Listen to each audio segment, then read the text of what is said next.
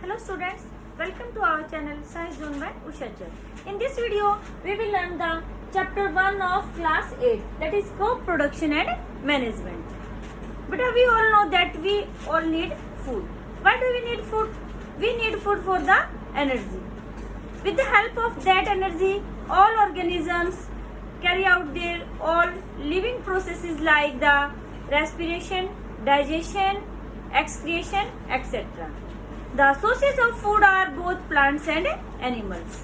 We all know that the only plants can prepare their own food. Both, including human, all animals need food, but they depends on the plants for their requirement of food. बेटा आप सबको पता है कि भी जो food है वो कौन बनाते हैं? सिर्फ ग्रीन प्लांट्स बनाते हैं.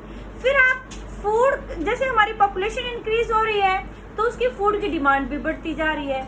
अब फूड की डिमांड को हम कैसे इंक्रीज कर सकते हैं? अब पॉपुलेशन इंक्रीज हो रही है तो हमारी जो एग्रीकल्चर लैंड है वो कम होती जा रही है. क्यों? क्योंकि लोगों को रहने के लिए प्लेस चाहिए. तो वहां पर क्या होगा? रेजिडेंशियल एरिया इंक्रीज हो गया, फैक्ट्रीज ज्यादा लग रही हैं, ऊपर से हमारी पॉपुलेशन के लिए डिमांड फूड की बढ़ रही है और एग्रीकल्चर क्रॉप जो है वो लैंड जो है वो हमारी कम हो रही है.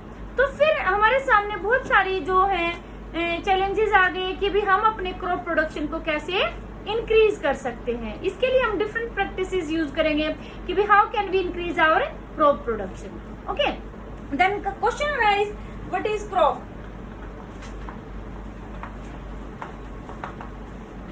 क्रॉप क्या होता है बेटा? When a same kind of plants are grown in a large area, this is known as a crop. यानी कि एक ही तरह के पौधे जब किसी बड़े एरिया पर एक साथ उगाए जाते हैं तो उसे हम क्या कहते हैं? क्रॉप. जैसे बेटे मान लो गेहूं का हमने एक सीड ग्रो कर दिया, एक हमारा प्लांट हो गया, क्या हम उसको क्रॉप कहेंगे कि भी मेरी गेहूं की क्रॉप उग गई? नहीं. हम क्रॉप किसे कहेंगे? जैसे हमारा पूरा फील्ड होता है, फील्ड के अंदर हम जो वीट होता है उसके सीड्स डाल देते हैं और हमारी वीट की जो तैयार होती है तो प्लांट्स, उसको हम क्या कहेंगे? Wheat crop. तो हम क्या होगी हमारी क्रॉप की? When same kind of plants are grown in a large area, this is known as a crop. Next आपका आता है कि भी हमारा जो कंट्री है बेटे इंडिया, इसमें क्या है? क्लाइमेटिक कंडीशन और जो हमारी लैंड है उसकी जो वैरायटीज है चेंज हो रही है. तो सभी जगह एक जैसी नहीं है, तो इसलिए हर क्लाइमेट में एक जैसी क्रॉप नहीं उगाई जाएगी. तो different types of crop grow होती हैं. तो उसके बेस पर हम हमारी क्रॉप की टाइप आ गई. मेनली तो हमारी 2 टाइप की होती है, लेकिन हम कई बार तीसरी टाइप के बारे में थोड़ा सा जिक्र करते हैं. इसमें हमारी आती है खरीफ क्रॉप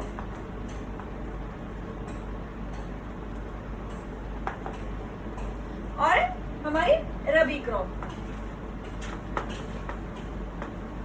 ठीक है. और एक हमारी आती है जैद क्रॉप. ओके. खरीफ क्रॉप और रबी क्रॉप में बेटा कई बार डिफरेंस भी पूछा जाता है. यहाँ पर ये इंपॉर्टेंट क्वेश्चन आपका कॉम्पिटिटिव एग्जाम्स में भी आता है इसके ऊपर बेस्ड, और आपके जो एनुअल एग्जाम होते हैं उसमें भी पूछा जाता है.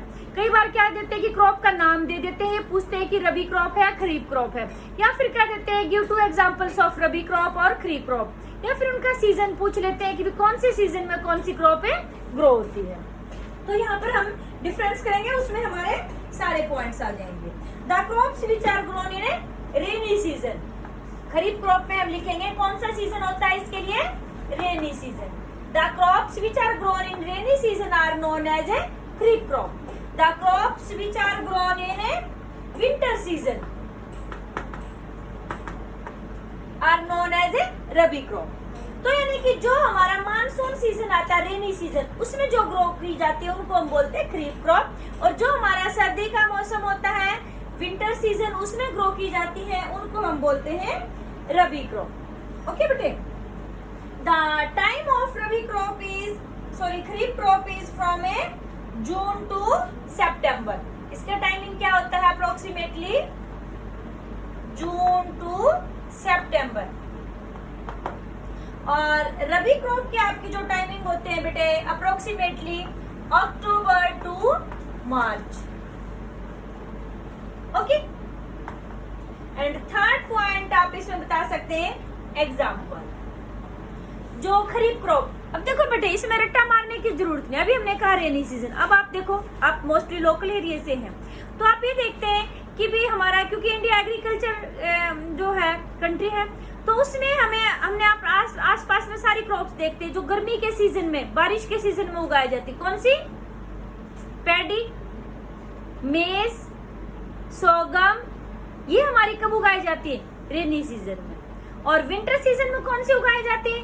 अभी जैसे इस सीजन में जिनकी हार्वेस्टिंग चल रही, जिन क्रॉप्स की, पीज आ गया हमारा, व्हीट, मस्टर्ड, ये सब हमारे किस में आ गए? रबी क्रॉप्स के अंदर। ठीक है, तो आपको बेटा कम से कम दो एग्जांपल इनके सबके पता होने चाहिए। इसमें हमारा आ गया पैडी और मेज, और आप क्या बोल देंगे इसमें? पीज, सॉरी, ये ग्राउंड नट।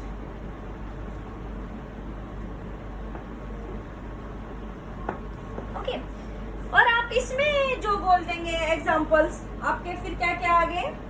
व्हीट, ग्राम, पीस, एक्सेट्रा। ओके, नेक्स्ट हमारी थर्ड क्रॉप और आती है बेटे, जैद क्रॉप। ये जैद क्रॉप क्या होती है कि जो हमारा ये सीजन था मार्च से जून तक का जो सीजन होता है बेटा, वो एम्प्टी सीजन है। उसमें कई बार क्या होता है, फार्मर उसमें भी क्रॉप ले लेता है अपना प्रोडक्शन बढ़ाने के लिए, हमारी फूड रिक्वायरमेंट कंप्लीट करने के लिए। तो उसमें जो यानी कि हमारी क्रॉप्स मार्च टू जून के बीच में उगाई जाती हैं, उनको हम कहते हैं जैड क्रॉप। उसमें हमारा आ गया watermelon, musk melon, cucumber, bottle gourd, ठीक है, बीटर गार्ड एक्सेट्रा। तो उसमें हमारा जो ये खरबूजा है, तरबूज है, घिया है, करेला है, ये हमारी आती है इसके अंदर। ठीक है, पर मेनली हम क्या करते हैं, इन दो क्रॉप्स के बारे में ही स्टडी करते हैं। नेक्स्ट आपका आता है बेटे, अभी हमने कहा कि जो इंडिया है मेनली किसके ऊपर डिपेंड करता है, अपने इकोनॉमी के लिए भी, फूड रिक्वायरमेंट के लिए भी किसके ऊपर डिपेंड करता है? एग्रीकल्चर के ऊपर। तो फिर एक टर्म आती है agriculture practices.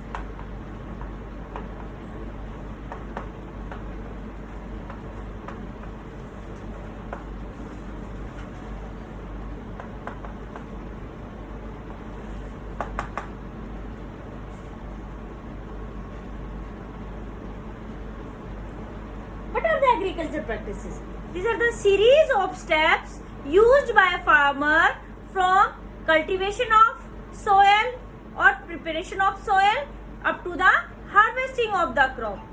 These all series of the steps are known as agriculture practices. यानी कि बेटे फसल जो हम उगाते हैं उसके लिए हम कौन कौन से स्टेप्स फॉलो करते हैं। जैसे हम ये प्रिपरेशन ऑफ सोइल से लेके, मिट्टी तैयार करने से लेके और हार्वेस्टिंग तक की जितनी भी प्रोसेसेस यूज होती है उसमें, वो सब क्या कहलाती है? Agriculture practices. इसमें हम स्टेप बाय स्टेप करेंगे। सबसे पहले हमारा आता है बेटे preparation of soil.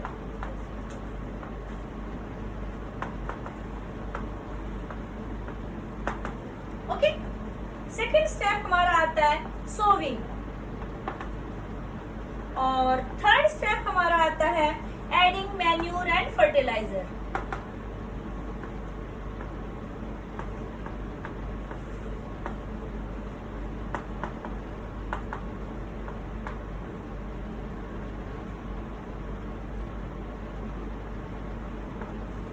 And fourth हमारा आता है इरिगेशन।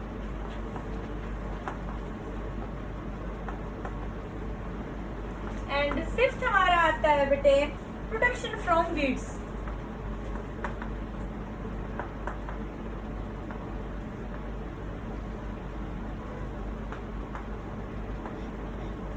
एंड सिक्स्थ है हमारा नेक्स्ट स्टेप हार्वेस्टिंग।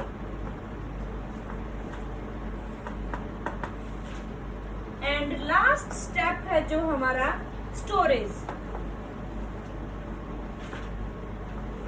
ये आपका क्वेश्चन बन जाता है, name the different agriculture practices used during the agriculture. तो इनको हम स्टेप बाय स्टेप करेंगे। सबसे पहले हम करते हैं बेटे preparation of soil. Preparation of soil क्या होता है बेटे? ये हमारा होता है, हम कोई भी क्रॉप ग्रो करते हैं, सीड जैसे हम घर में मान लो गार्डनिंग करते हैं, तो उसमें भी हम क्या करते हैं, पहले गमले में मिट्टी को लूज करते हैं, फिर उसके अंदर सीड डालते हैं, करते हैं ना यही स्टेप। तो यही सेम स्टेप फार्मर अपने फील्ड में यूज करता है। फर्स्ट आता है हमारा प्रिपरेशन ऑफ सोइल, यानी कि loosening of soil with the help of plough, okay, और कल्टीवेटर। तो हम इसमें कल्टीवेटर की हेल्प से भी कर सकते हैं, प्लो की। प्लो हमारा ट्रेडिशनल में आता है, जो हमारे ये बुल्स वगैरह से होता था, और जो ये कल्टीवेटर है ये ट्रैक्टर की हेल्प से होता है। उससे टाइम और लेबर दोनों बचता है हमारा। तो ये हमारा होगा लूजनिंग ऑफ। अच्छा, फिर बात आती है कि लूजनिंग ऑफ सोइल क्यों जरूरी है? हम वैसे भी तो सीड्स ग्रो कर सकते हैं। क्या होता है बेटे, हमारी जो सोइल जितनी लूज होगी उससे क्या हेल्प मिलेगी, जो प्लांट्स की रूट्स हैं वो अच्छे से ग्रो कर पाएंगी और उसमें ब्रीदिंग अच्छे से होगी, ठीक है। और ब्रीदिंग अच्छे से होगी तो यानी कि उनको अच्छी ऑक्सीजन मिलेगी, रूट्स अच्छी होंगी तो वो वाटर और मिनरल्स अच्छे से लेंगी, और उससे जो फार्मर्स है उसकी प्रोडक्शन है ज्यादा होगी। क्लियर बेटे? नेक्स्ट जो पॉइंट था आपका प्रिपरेशन ऑफ सोइल के बाद है, अगला था सोविंग। सोविंग क्या होता है? सोविंग जो होता है बेटे वो क्या होता है कि भी खेत के अंदर बीज को उगाना, ठीक है। It is the important part of agriculture practices which involves the putting seeds in the field. अब उससे पहले मतलब पुटिंग सोइंग से पहले हमें क्या करना होता है, सिलेक्शन ऑफ सीड। मान लो हम डिजीज वाले सीड उसमें डाल देते तो क्या हमारा प्रोडक्शन अच्छा होगा? नहीं, हमारी क्रॉप तो उगेगी ही नहीं। तो उससे पहले हमें क्या जरूरी है, सोइंग से पहले सिलेक्शन ऑफ सीड्स। अब सिलेक्शन ऑफ सीड कैसे करते हैं? एक सिंपल मेथड होता है, फार्मर भी यूज करता है। ये तो नहीं करता है कि एक बीज उठाया उसको चेक किया तो कितने सारे सीड्स ग्रो करने होते, तो ये तो मेथड नहीं हो सकता। तो क्या करता है, उनको वाटर के अंदर डाल देता है सीड्स को। जो गुड सीड्स होंगे वो नीचे सेटल हो जाते हैं, और जो डिजीज सीड होंगे वो क्या हो जाते हैं, ऊपर फ्लोट करते हैं, तो उनको रिमूव कर देता है, और जो अच्छी क्वालिटी के सीड्स हैं उनको फिर ग्रो कर देता है, ठीक है। तो नेक्स्ट आपका आता है बेटे आपका ट्रेडिशनल, जो ये सोविंग के लिए कौन सा वो टूल्स यूज किया जाता है, उसके यूज होता है बेटे सीड ड्रिल, ओके। बाकी हम जो ये एग्रीकल्चर टूल्स हैं उनके बारे में एक बार लास्ट में एक्सप्लेन करेंगे। सिर्फ हम एक बार जो प्रैक्टिसेस है उनके बारे में यहाँ एक्सप्लेन करेंगे कि कौन से प्रैक्टिस में कौन से क्या किया जाता है। नेक्स्ट आपका था थर्ड स्टेप क्या था, adding manure and fertilisers.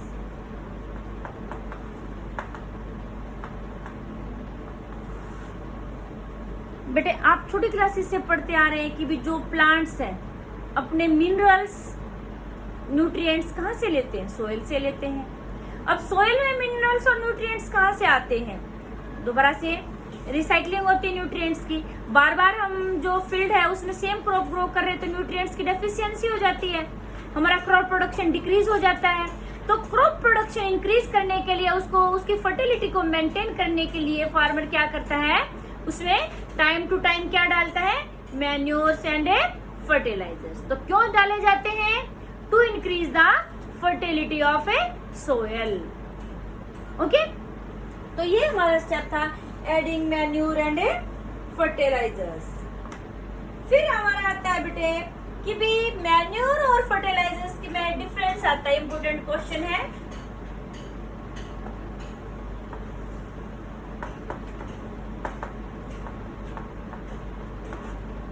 Manure जो है गोबर की खाद होती है इसको मैन्योर बोलते हैं, यानी कि ऑर्गेनिक मटेरियल है। और जो फर्टिलाइजर्स है ये इनऑर्गेनिक मटेरियल है। Manures are prepared in the field and fertilisers are prepared in the factories. Manures increase the water holding capacity of the soil. Fertilizers do not increase the water holding capacity of the soil. Next, manure added the humus to the soil, and fertilizers do not added humus to the soil. The result of manure appears after some time later, but the result of fertilizers shows the quick result. ये manures are biodegradable, fertilizers are non-biodegradable. Manures do not causes pollution in the environment. These causes the pollution in the environment. Okay? तो यानी कि better हमारा कौन सा है, हमें quick response देखना होता है बेटे, तो फर्टिलाइजर्स ऐड करते हैं। लेकिन एक बात और हमारे माइंड में रखनी चाहिए कि लॉन्ग टाइम तक हम फर्टिलाइजर्स का यूज करते हैं और ज्यादा अमाउंट में कर देते हैं तो हमारा क्रॉप प्रोडक्शन इंक्रीज होने की बजाय डिक्रीज हो जाता है। हमारा जो सोइल का जो टेक्सचर है वो खराब हो जाता है और हमारी फर्टिलिटी डिक्रीज हो जाती है।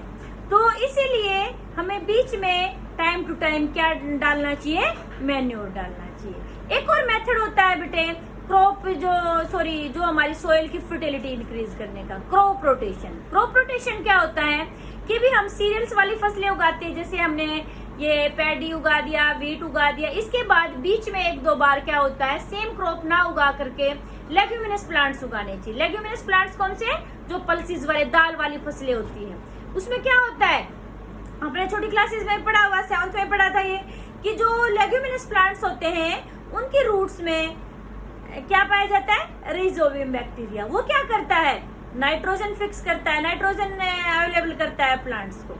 उससे फिर जो नाइट्रोजन डेफिशिएंसी होती है हमारी सॉइल की वो कंप्लीट हो जाती है। ठीक है, तो ये था हमारा मैन्योर एंड फर्टिलाइजर्स में डिफरेंस। अब मैन्योर जो है, यानी कि एक क्वेश्चन ये और आ जाता है यहाँ पे, what are advantage of adding manure to the soil. Number 1 अभी आपको बताया था, it increase the water holding capacity of the soil. Next आपको बताया था, it makes the soil porous due to the humus. Next आपका था, it increase the micro friendly organism in the soil. जैसे जो केचुए वगैरह होते हैं, माइक्रो ऑर्गेनिजम्स, वो क्या करते हैं, मिट्टी को लूज करते रहते हैं, उससे हमारा प्रोडक्शन और अच्छे से होता है। तो it increase the number of the micro organism which are the friends of the farmer. Next आता है, it increase the texture of the soil. तो ये आप एडवांटेज बता सकते हैं adding manure to the soil. Next आपका जो पॉइंट था, एडिंग मैन्योर के बाद फिर हम क्या करते हैं, किसान खेत में जैसे हमारे खेत को, सोइल को तैयार कर लिया, उसके बाद फिर उसमें सीड्स ग्रो कर डाल दिए, उसके बाद फिर हमने मैन्योर्स और फर्टिलाइजर्स डाल दिए। फिर नेक्स्ट जो पॉइंट आता था हमारा वो क्या था, इरिगेशन। What is irrigation?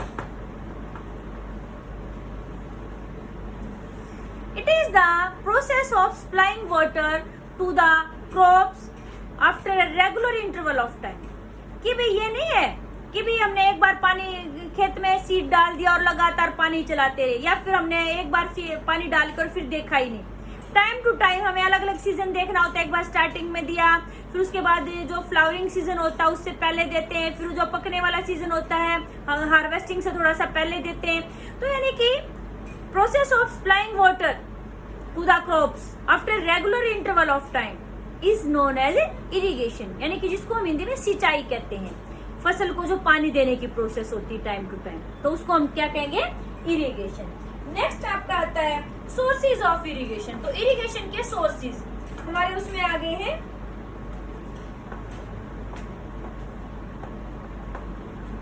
यानी कि इरिगेशन हम किस किस की हेल्प से करते हैं।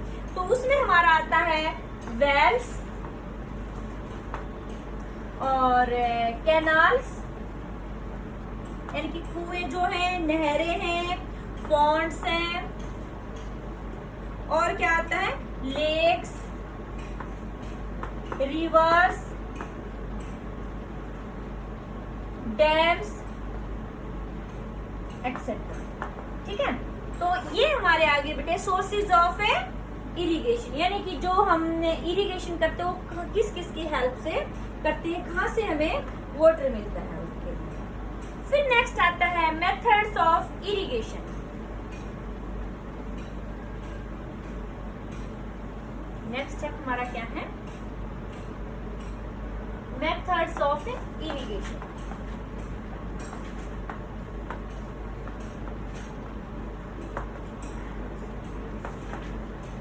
इसमें हमारे दो मेथड है बेटा, एक तो ट्रेडिशनल मेथड और एक हमारे मॉडर्न मेथड।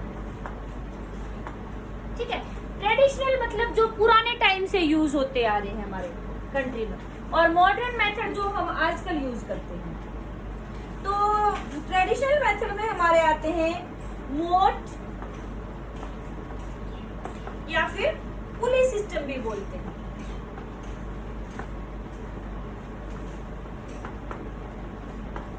और नेक्स्ट हमारा इसमें आता है चेन पंप।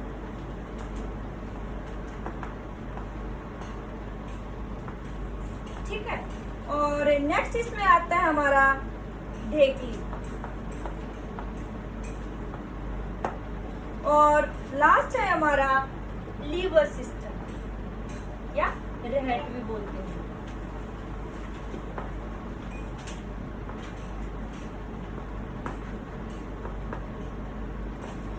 ओके बेटे, ये देखिए आपका, जैसे ये जो सिस्टम है ये आपका क्या है, मोट सिस्टम। ऐसे इसका लेदर का कपड़ा लगा देते हैं, मोटा सा थैला बना करके, और यहाँ चेन लगा दी जाती है जिससे पुली से ये पानी ऊपर खींचता है वेल में से, और फिर हम उसको ऐसे फार्मर्स खेत में डाल देता है। और ये है आपका चेन सिस्टम। ऐसे चेन बैल से मतलब यूज किया जाता है, बैल इसको चलाते हैं और चेन निकलती है, उससे क्या पानी अपने आप में निकलता जाता है। और ये आपका है ढेकली सिस्टम। तो इसमें क्या करते हैं, यहाँ बड़ा सा वेट लगा देते हैं, वेट जब नीचे की तरफ हो जाएगा तो ये पानी ऊपर खींच के लाएगा, फिर वेट को हटा देते हैं तो बकेट हमारी नीचे चली जाएगी और वो पानी लेके आएगी। और ये है हमारा रेट सिस्टम। ठीक है, तो आपके ये थे ट्रेडिशनल सिस्टम। आपके इम्पोर्टेंट आपका आता आगे कि मेथड्स ऑफ इरिगेशन में मॉडर्न मेथड है, मोस्ट इम्पोर्टेंट है। इसमें हमारे दो आते हैं बेटे मॉडर्न मेथड में। नंबर 1 है आपका है स्प्रिंकलर मेथड।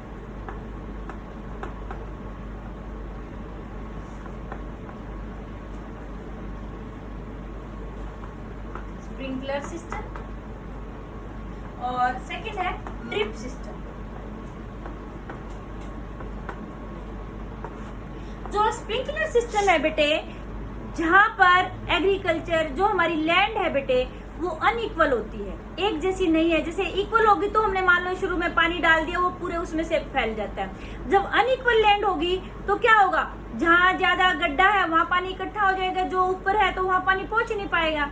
और जहाँ पर वाटर की डेफिशिएंसी है, अनइक्वल लैंड है और वाटर की डेफिशिएंसी, तो उस एरिया में हम कौन सा सिस्टम यूज करते हैं, स्प्रिंकलर सिस्टम। इसमें क्या किया जाता है बेटा, एक हमारी मेन पाइप है।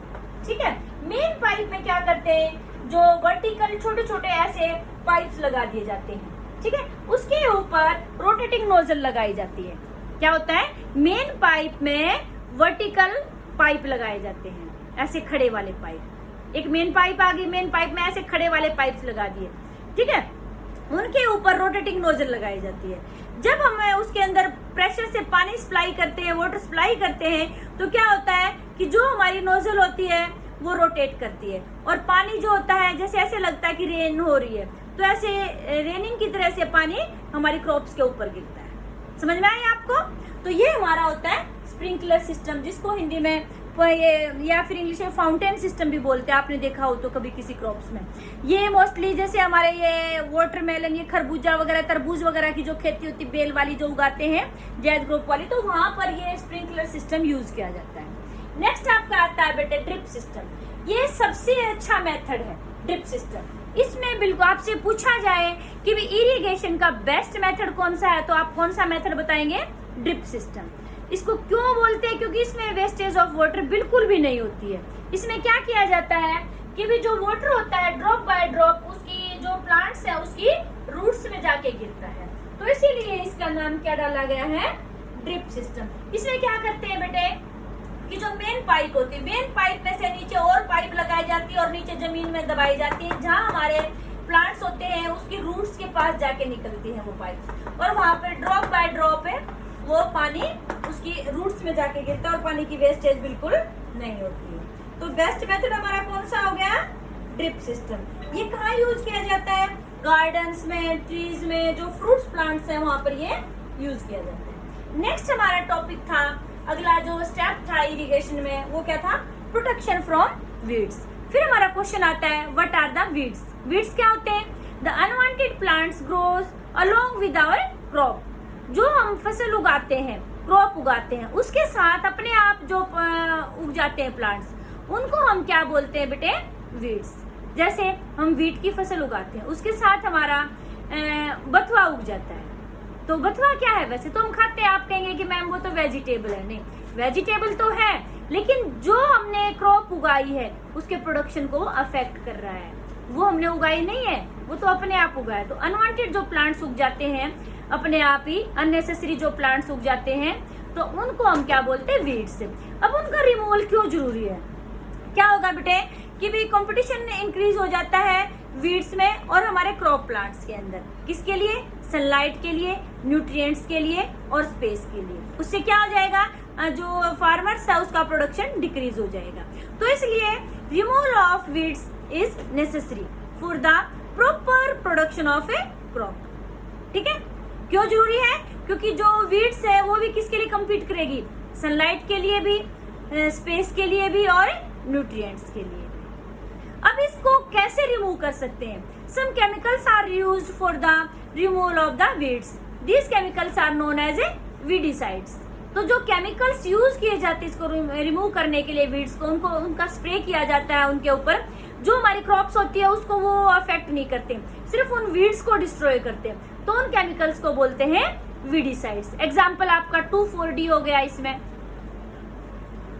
नेक्स्ट आपका आता है बेटे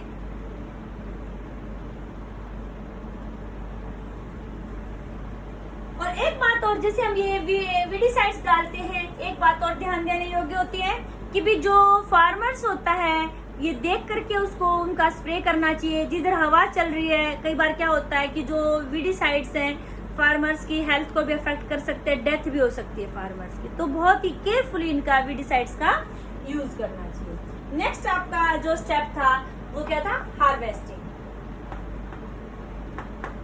हार्वेस्टिंग क्या होता है बेटे? Cutting of mature crops. जब हमारी क्रॉप्स मैच्योर हो जाती है, बिल्कुल पक करके रेडी है, तो उस टाइम पर जब हम उसकी कटिंग करते हैं तो इस प्रोसेस को क्या बोलते हैं? हार्वेस्टिंग। हार्वेस्टिंग में एक और स्टेप आता है थ्रेशिंग। थ्रेशिंग क्या होता है? Separation of grains from the chaff. यानी कि जो फसल है हमारी, जो अनाज है, उसको उस भूसे से अलग करने की प्रोसेस को separation of grains from the chaff is known as a threshing. This is done by thresher. और जो हार्वेस्टिंग है बेटे ये भी हम मैनुअली भी करते हैं। इसके लिए सिकल्स यूज करते हैं, मैन पावर जैसे वो दराती से कटाई करते हैं, और इसके हमारी मशीन से भी यूज होती है, जैसे वो कंबाइन आती है। कंबाइन दोनों काम भी करती है, उसमें हमारा जो थ्रेशिंग का भी काम कर देती है और हार्वेस्टिंग का भी काम करती है। नेक्स्ट आपका आता है स्टेप पे हार्वेस्टिंग के बाद है स्टोरेज।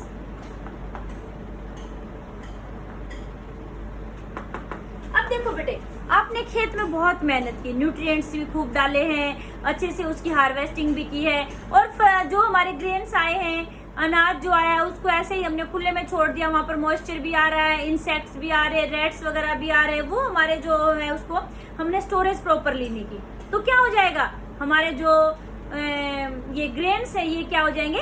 डैमेज हो जाएंगे। या हमने उसमें मॉइस्चर छोड़ दिया तो क्या हो जाएंगे? ब्लैक ब्लैक कलर की, उसकी क्वालिटी डिक्रीज हो जाती है। तो इसलिए प्रॉपर स्टोरेज हमारा एक इम्पोर्टेंट स्टेप है, प्रॉपर स्टोरेज करना होता है। उस सबसे पहले इसके लिए क्या करना होता है कि हम पहले उसको धूप में सुखाते हैं, मॉइस्चर जिससे उसका खत्म हो जाए। फिर उसके बाद उसको रूम में, जैसे एयर रूम में रखते हैं कुछ टाइम के लिए, जिससे कि उसका टेम्परेचर डाउन हो जाए। फिर उसके बाद हम क्या करते हैं कुछ हम उसमें इंसेक्टिसाइड, पेस्टिसाइड्स वगैरह जहाँ पर हमें उसको स्टोर करना होता है टैंक्स में, वहां डालते हैं। इसको या तो मेटेलिक टैंक में स्टोर करते हैं, या फिर हम जूटे जो बैग्स हैं उनमें भी स्टोर करते हैं, या फिर बड़े बड़े ग्रेनरीज या सिलोस बनाए जाते हैं, गोदाम जिन्हें हम कहते हैं, वहां पर इनको स्टोर किया जाता है। उससे पहले वहां पर इंसेक्टिसाइड्स और पेस्टिसाइड्स डाले जाते हैं, जिससे कि वो इंसेक्ट और पेस्ट हमारे जो ग्रेन्स है उसको डैमेज ना करें। नेक्स्ट आपका आता है बेटे,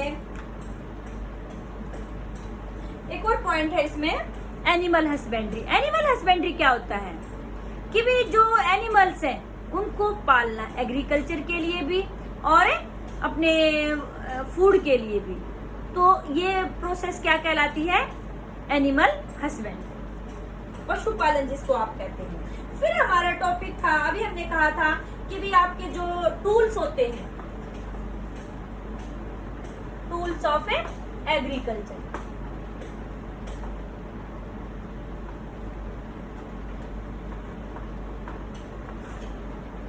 एग्रीकल्चर में कौन कौन से टूल्स यूज किए जाते हैं? तो सबसे पहले आता है हमारा प्लोइंग के लिए, जैसे हमने प्रिपरेशन ऑफ सोइल में यूज किया था, सबसे पहले था हमारा प्लो।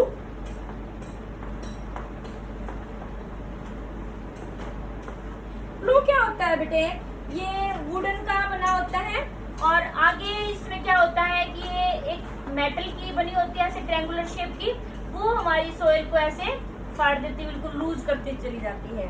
तो इसलिए पुराने टाइम पे यूज किया जाता था। ये हमारा है प्लो की फिगर, किसमें ये जो बैल होते हैं उनसे चलाया जाता है, और ये हमारी स्ट्रक्चर है इसकी। नेक्स्ट आपका क्या था कि नेक्स्ट जो यूज किया जाता है हो, और नेक्स्ट आपका है कल्टीवेटर। कल्टीवेटर जो होता है वो ट्रैक्टर से यूज होता है, और इसका यूज भी कहाँ होता है? प्लोइंग में होता है। और नेक्स्ट आपका था कि भी सोविंग के लिए कौन से मेथड यूज होते हैं? उसमें हमारा था कि भी ये हम मैनुअली भी यूज करते हैं, और ये हमारा सीड ड्रिल है जिसको हमें ट्रैक्टर से यूज करते हैं, ठीक है। और नेक्स्ट हमारा जो इंस्ट्रूमेंट यूज होता है बेटे इसके लिए, अभी हमने कहा था कि भाई आपका कंबाइन। कंबाइन में क्या होता है? हार्वेस्टिंग एंड थ्रेशिंग दोनों यूज होते हैं, ठीक है, मतलब दोनों पर्पस के लिए यूज होता है ये थे हमारे कुछ एग्रीकल्चर टूल्स। तो बेटा आपको ये वीडियो अच्छी लगी तो शेयर और लाइक जरूर करें। फिर भी आपको इसमें कोई डाउट है तो आप कमेंट करके पूछ सकते हैं। ओके, थैंक्स बेटा।